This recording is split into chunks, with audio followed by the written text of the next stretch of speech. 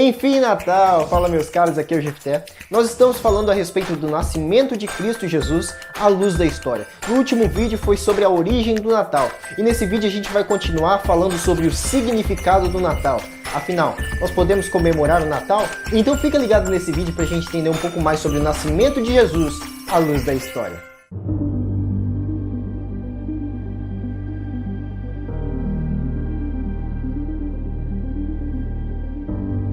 Segundo os ensinamentos cabalísticos, um menino passa a ser judeu por completo somente após o Brit, que faz ele ser parte da aliança de Deus com o povo judeu através de Abraão. De acordo com essa aliança, todo bebê que nascesse do sexo masculino deveria fazer o Brit Milar, que significa Pacto da Circuncisão. Pois Deus ordenou a Abraão para que todos os homens fizessem a circuncisão e passassem isso de geração a geração. E desde então os meninos judeus são circuncidados no seu 8º dia de vida, mesmo que caia no dia de Sabat ou Yom Kippur. A circuncisão simboliza o elo do novo filho do povo judeu com o seu passado. Durante esse ritual, os pais pedem a bênção divina para o recém-nascido e é nesse momento que ele recebe o seu nome hebraico. Deus estabeleceu essa aliança com o povo judeu e isso foi passando de geração em geração, o que significa que quando Jesus estava na terra, também passou por esse ritual, que está registrado em Lucas 2:21. E quando os 8 dias foram cumpridos para circuncidar o menino, foi-lhe dado o nome de Jesus, que pelo anjo lhe fora posto antes que no ventre fosse concebido. E cumprindo-se os dias da purificação dela, segundo a lei de Moisés, o levaram a Jerusalém para o apresentarem ao Senhor.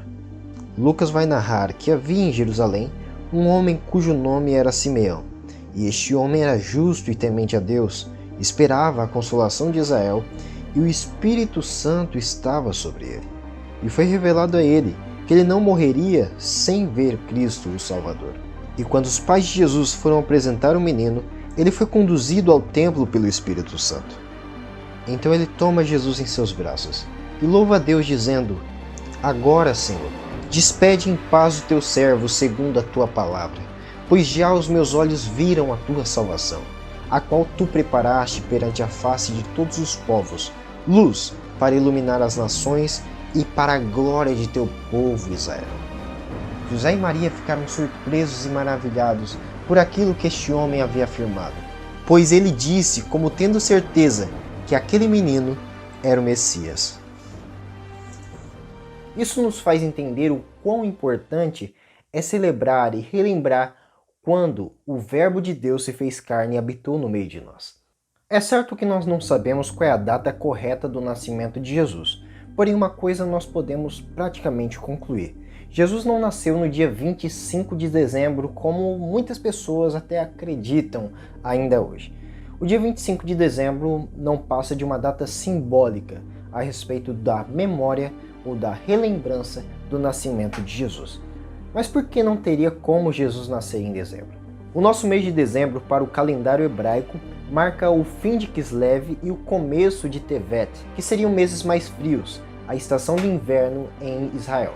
Esse período marca o inverno em Israel, e é bem improvável que os pastores estivessem no campo pastoreando as ovelhas nesse período de dia 25 de dezembro.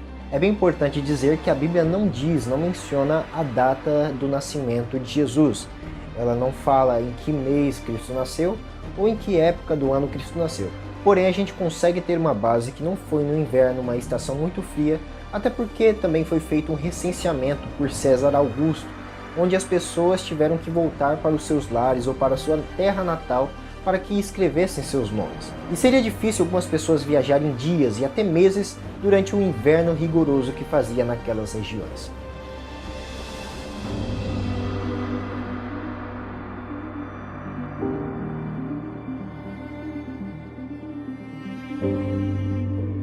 As narrativas do nascimento e da infância de Jesus são encontradas em Mateus e em Lucas.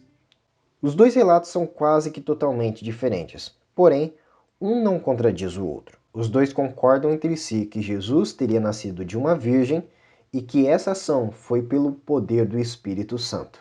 Enquanto Mateus fala sobre o anúncio do anjo a José, a visita dos magos, Lucas se preocupa em dizer a respeito da visita dos pastores e do nascimento de João Batista, como também o prenúncio do anjo Gabriel a Maria. Para localizar na ordem do tempo os fatos que antecederam o prenúncio do nascimento de Jesus, Lucas vai dizer em seu evangelho que existiu, no tempo de Herodes, rei da Judéia, um sacerdote chamado Zacarias. E Mateus vai confirmar no capítulo 2 do seu evangelho que Cristo nasceu nos tempos do rei Herodes, quando alguns magos vieram do Oriente. Herodes o Grande, filho de Antípatre, nasceu em 72 a.C.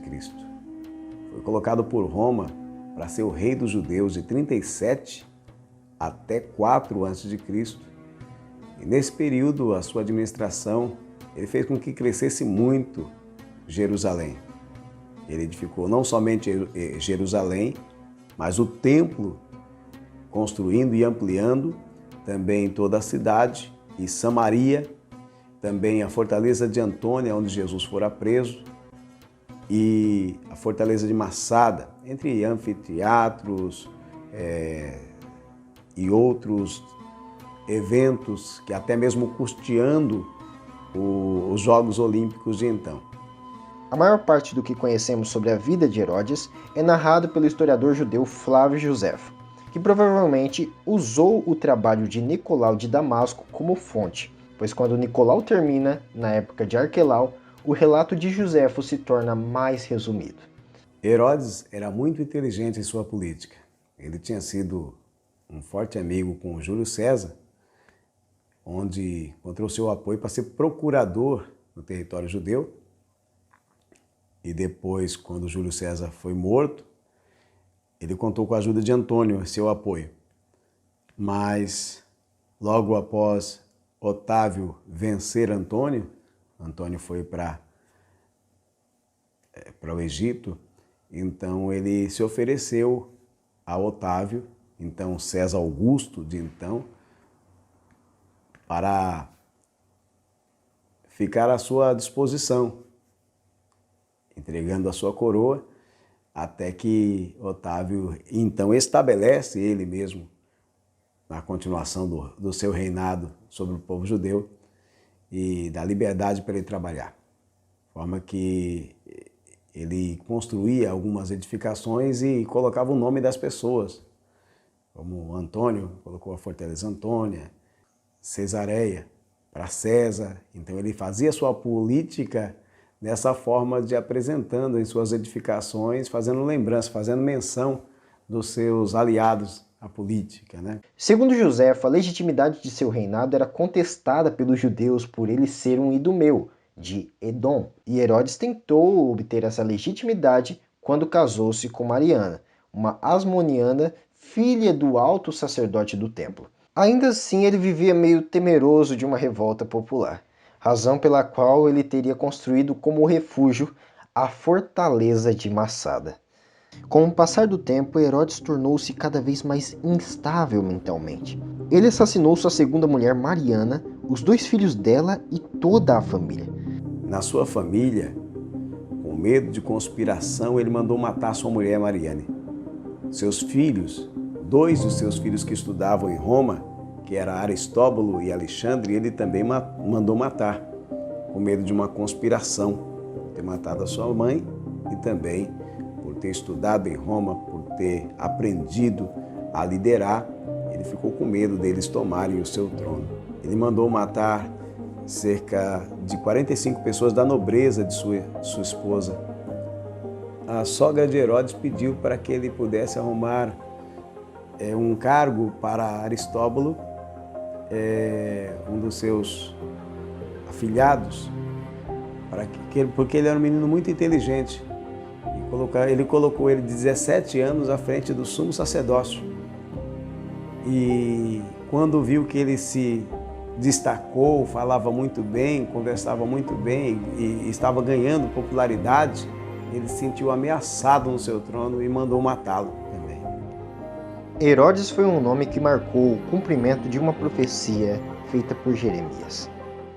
Herodes recebeu a visita dos magos, vindo do Oriente, guiado pelas estrelas, dizendo: Herodes, onde nasceu o menino que é rei dos judeus? Herodes perturbou seu coração junto com toda Jerusalém e mandou inquirir saber o local exato aonde nasceria o Messias. E pela Escritura se achou que seria em Belém. E assim ele, de forma muito falsa, chegou aos magos e disse: ide, procurai diligentemente sobre o menino e depois torne aqui, me informe aonde ele tem nascido, para que eu também vá e o adore. Os magos se guiaram pelo caminho da estrela, que indicava aonde estava o Messias. Ao chegarem em Belém, eles reconhecem o reinado e a divindade de Jesus. Mas em sonhos eles são advertidos por divina revelação para que não voltem junto de Herodes, mas partam para outro caminho até a sua terra. Herodes, vendo que foi enganado, mandou que matasse todos os meninos da cidade de Belém de 2 anos para baixo. A cidade de Belém era minúscula, a gente viu que José e Maria, quando chegaram lá, não encontraram lugar para se hospedar, embora era o tempo do censo, e eles não têm ali um lugar, uma pousada, eles têm que ir para uma estribaria, onde nasce o Cordeiro, de Deus.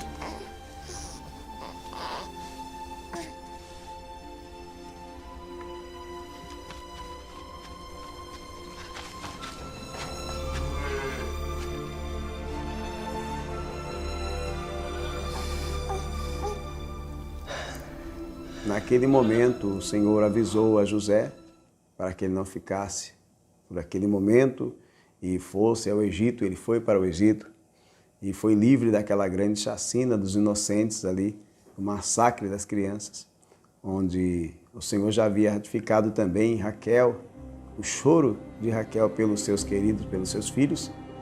E ainda conta que Herodes, logo após esse acontecimento, ele foi morto. Em Ramá se ouviu uma voz, lamentação, choro e grande pranto. Era Raquel chorando os seus filhos e não querendo ser consolada, porque já não existiam. Dia 25 de dezembro bate a porta e a gente se pergunta: qual o significado do Natal? O dia 25 de dezembro por si só é apenas mais um dia do ano. O que marca a importância dele não é a data, mas o evento. O que é celebrado no Natal não é mero nascimento, pois se fosse, todos os nascimentos seriam como o Natal, ou um Natal seria um mero nascimento como todos os outros. O que torna esse evento tão importante é quem é a base e a raiz dele. Qual é a causa de tudo isso? Ele, para se aproximar da humanidade, humilha a si mesmo e se torna como nós para que prove do seu amor.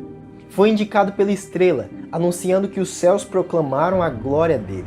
Foi celebrado pelos anjos, afirmando que envolvia uma autoridade celestial. Foi procurado e celebrado pelos magos ricos do Oriente e pelos pastores humildes dos campos de Belém, dizendo que é para todas as classes sociais.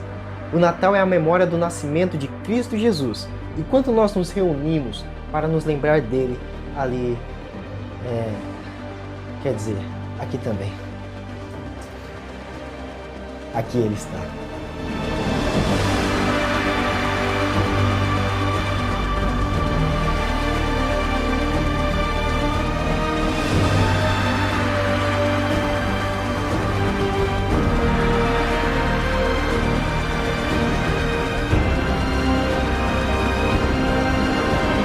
Um Feliz Natal a todos!